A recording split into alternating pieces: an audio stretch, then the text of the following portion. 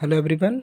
आज हम Karl Pearson coefficient of skewness मतलब कार्ल पियर्सन का विषमता गुणांक पर रिलेटेड क्वेश्चन करेंगे। तो इससे पहले हम अंडरस्टूड करते हैं कि कार्ल पियर्सन का विषमता गुणांक क्या होता है। तो देखिए, इस विषमता गुणांक को हम पियर्सोनिक विषमता गुणांक मतलब पियर्सोनियन कोफिशिएंट ऑफ स्क्यूनेस भी कहते हैं।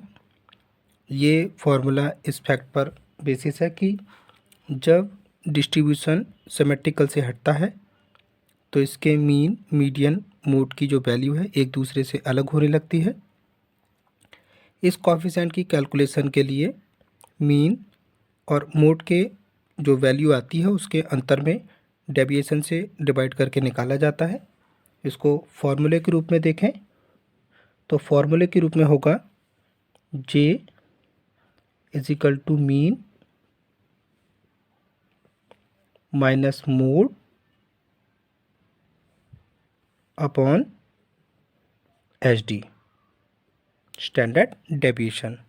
और इसको हम इस टाइप से भी लिख सकते हैं,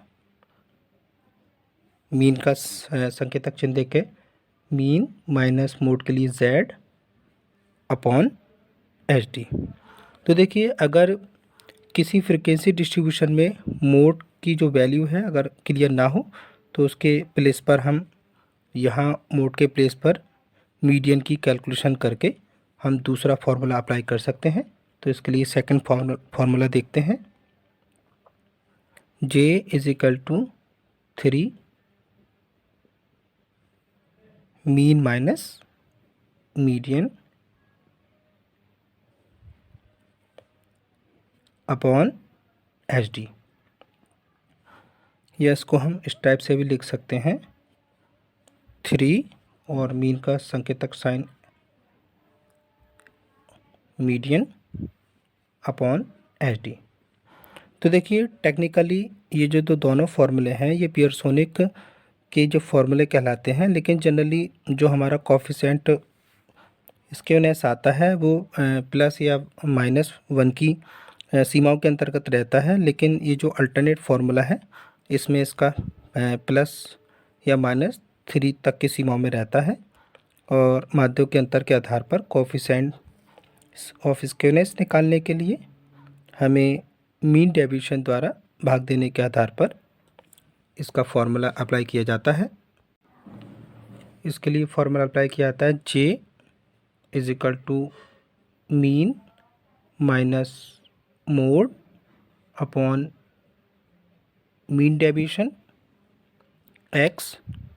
तो यहाँ पे देखिए, जो फार्मूला है इसमें जो मीन डेविएशन एक्स है उसका मतलब हमारे एवरेज मीन से है जो अर्थमेटिक मीन से, और एम डी एम का मतलब यहाँ पे मीडियन से है, और एम डी जो जेड होगा यहाँ पे मोड से होगा। मैथमेटिकल दृष्टि से देखें तो मीन डेविएशन की जो कैलकुलेशन है अगर उसमें कोई एरर होता है तो इन फॉर्मूलों को व्यवहार में बहुत कम प्रयोग किया जाता है, और एग्ज़ाम में एमडी से भाग उस समय तक नहीं देना चाहिए जब तक कि इसके लिए क्लियरली आपसे नहीं किया जाए। तो हम क्वेश्चन देखते हैं इससे related. Obtain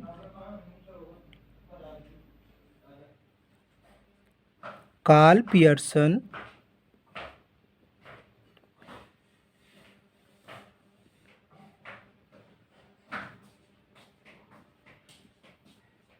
coefficient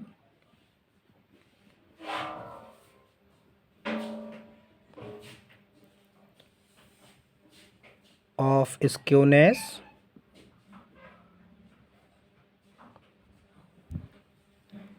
from the following observation। तो ऑब्जर्वेशन में देखें 82, 87, 93, 109, 124, 126, 130, 118, 106 एंड 105। तो देखिए, हम क्वेश्चन में देख रहे हैं कि कोई भी जो इसमें फ्रिक्वेंसी कोई भी वैल्यू है उसकी बार बार पुनरावृत्ति नहीं हुई है। अगर होती तो हम बता देते कि इसमें मोड क्लियर होता, लेकिन इसमें मोड क्लियर नहीं है। तो इसलिए हम क्या करेंगे, ऐसी सिचुएशन में जो कार्ल पियर्सन का कोफिशिएंट का फॉर्मूला है उसमें हम ये अल्टरनेटिव फार्मूला अप्लाई करेंगे, मतलब ये वाला 3 mean minus median upon H D. तो इसका मतलब इसमें हमें फार्मूले का अकॉर्डिंग हम देखें तो हमें यहाँ पे मीन भी निकालना होगा, मीडियन भी निकालना होगा और स्टैंडर्ड डेविएशन भी निकालना होगा। तो इसके लिए हम क्या करेंगे, पहले इसको एक्स के फॉर्म में एक एरे में सेट कर लेंगे, असेंडिंग और डिसेंडिंग। तो हम पहले इसको सेट कर लेते हैं,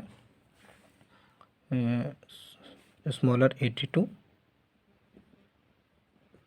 नेक्स्ट 87, 93 से बिगड़ देखेंगे तो ये हो जाएगा 105, 106, 106, 109, 109, 118, 118, 124, 126 and 130. 1 2 3 4 5 6 7 8 9 10, 1 2 3 4 5 6 7 8 9 10। अब हम इसका टोटल करेंगे मीन की कैलकुलेशन के लिए, जो सिग्मा एक्स होगा तो इसकी वैल्यू आप चेक कर लीजिएगा 1080 होगी। अब हम मीन कैलकुलेट करेंगे, mean is equal to sigma X upon N. Sigma X की वैल्यू 1080, एन इनका नंबर ये 10 नंबर है, 10 से इसको डिवाइड कर लेंगे, तब मीन की वैल्यू हो जाएगी, 0 से 0 कट कर लेंगे, 108।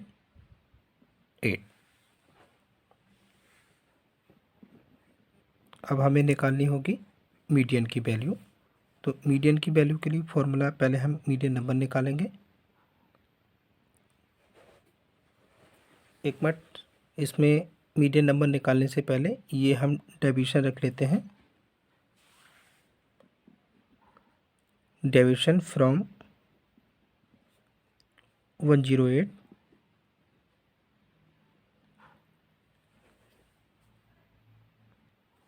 अब हम x में से ये वैल्यू सब्ट्रैक्ट करेंगे, तो हम देखेंगे कि इसमें से इसको सब्ट्रैक्ट करेंगे तो माइनस में वैल्यू आएगी 8 - 2 6, 10 - 8 2।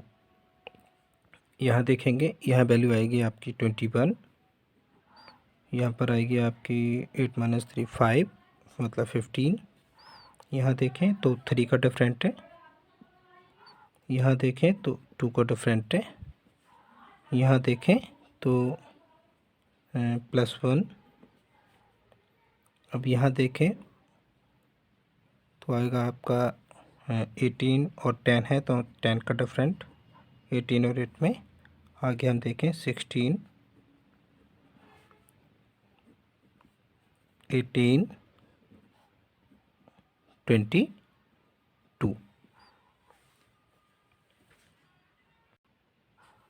अब हम यहाँ पे डी स्क्वायर कर लेंगे,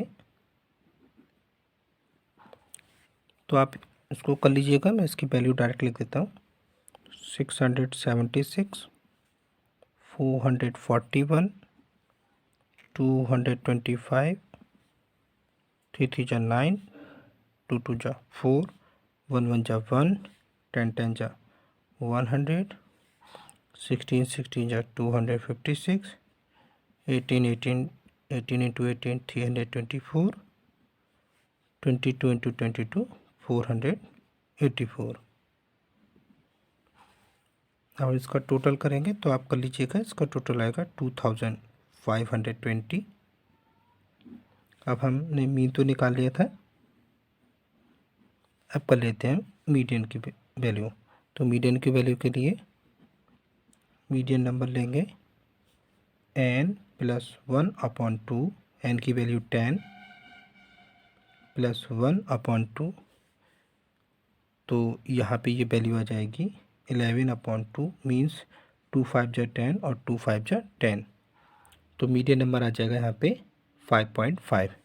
तो यहाँ पे हम इसके लिए फिफ्थ नंबर का देख लेंगे और जो 0.5 है वो सिक्स्थ में होगा। तो फिफ्थ नंबर हम यहाँ पे देखें 1 2 3 4 5, 106 है और उससे सिक्स नंबर 109 है। तो हम क्या करेंगे 106 प्लस 109 इसका एवरेज ले लेंगे, तो ये वैल्यू आ जाएगी आपकी 9 6 15, 1 2/2, 2 1 जा 2, फिर 1 बचेगा, 1 की टेबल में नहीं जाएगा, 0 लगा लेंगे, 2 7 जा 14, फिर 1 बचेगा, 2 5 जा 10, तो ये आ जाएगी मीडियन की वैल्यू। अब हम एच डी के लिए फॉर्मूला अप्लाई करेंगे, standard deviation is equal to sigma D square upon N. तो देखिएगा ये जो टोटल है डी स्क्वायर का टोटल है, तो हम यहाँ पे वैल्यू रख देंगे √2520 अपॉन एन की वैल्यू रहेगी इसमें 10। अब इसके बाद 0 से 0 कट कर लेंगे और 252 मतलब 252 का रूट से बाहर निकाल के इसकी वैल्यू आ जाएगी 15.87। अब हम फॉर्मूला अप्लाई कर देंगे, J is equal to 3 mean minus median upon H D.